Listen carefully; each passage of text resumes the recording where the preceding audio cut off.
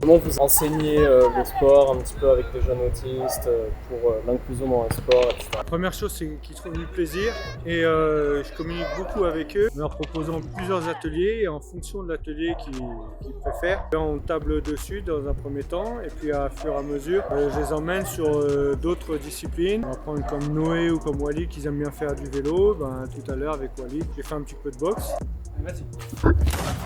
2, allez. Allez, très plus bas, vas-y. Allez. Avec Noé, on fait des jeux de balles, on essaie de jouer un peu au tennis, mais c'est un tennis revisité où là c'est plus de la coordination. Il prend la raquette avec la balle, il essaie de jongler, marcher.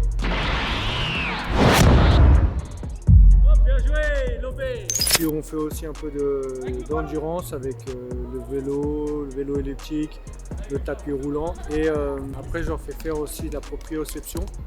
C'est un exercice où ils se mettent en équilibre pour voir comment ils tiennent en équilibre. Et puis aussi, c'est intéressant pour tout ce qui est renforcement des ligaments, des tendons. Mais la première chose, c'est le plaisir.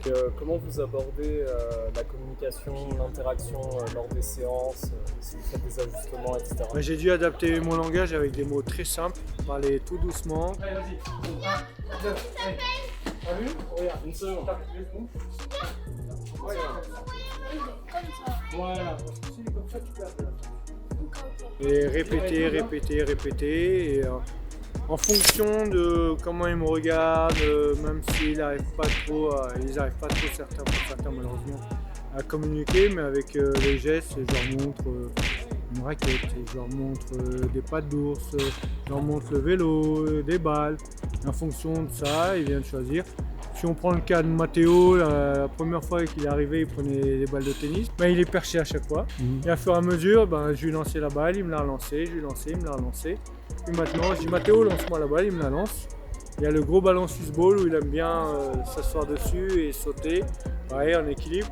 Et avec Koudjé, son éducatrice, on a pu le mettre sur le vélo.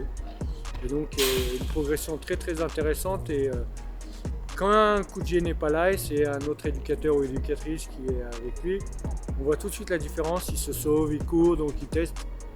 Et là-dessus, on reprend, on lui dit non, ne pas faire ça, mais bon, super bien encadré. Non, tu fais ça mieux, tu fais quoi? Non, jamais, tu fais seul comme ça. C'est quoi les principaux défis que vous rencontrez en matière d'inclusion dans le sport et les principales réussites que vous avez connues? Le principal défi, c'était la compréhension verbale et gestuelle. Et donc il a fallu adapter, de partir comme l'alphabet, de A pour aller jusqu'à Z. Et au bout d'un certain temps, pour certains ça fait quand même plus de 10 séances qui viennent, ne serait-ce que même là, quand c'est le vélo, ils viennent, ils sont pratiquement autonomes. Ils connaissent les parcours, ils savent ce qu'il faut faire, ne pas faire. C'est très bien. Après, le petit bémol, ça a été bien sur des cycles que j'ai toujours les mêmes groupes, mais c'est pas facile. Je le comprends, donc c'est pour ça.